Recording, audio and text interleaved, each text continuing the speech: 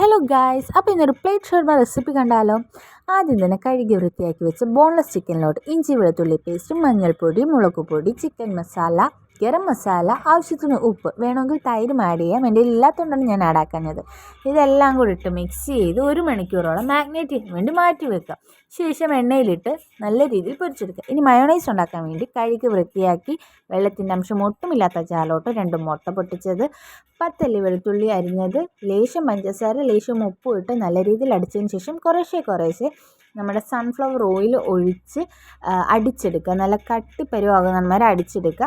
ഇനി നമ്മുടെ ഫില്ലിങ്സിന് വേണ്ടി ഞാനിവിടെ എടുത്തേക്കുന്നത് ക്യാബേജ്, ക്യാരറ്റ്, സവാള, തക്കാളി, പിന്നെ നമ്മൾ ചിക്കൻ ഫ്രൈ ചെയ്ത് അരിഞ്ഞിട്ട് നല്ല രീതിയിൽ മയോണൈസ് ഒഴിച്ച് മിക്സ് ചെയ്ത് വെക്കുക. നമ്മൾ ഓൾറെഡി കടയിൽ നിന്ന് കുബൂസ് വാങ്ങിച്ചിട്ടുണ്ടായിരുന്നു. ആ കുബൂസിലോട്ട് ലേശം മയോണൈസും ടൊമാറ്റോ കെച്ചപ്പും ഇട്ട് നമ്മൾ മിക്സും ഇട്ട് വെച്ചാൽ നമ്മുടെ പ്ലേറ്റ് ഷവർമ റെഡി. അപ്പോൾ ഓക്കെ, ബൈ.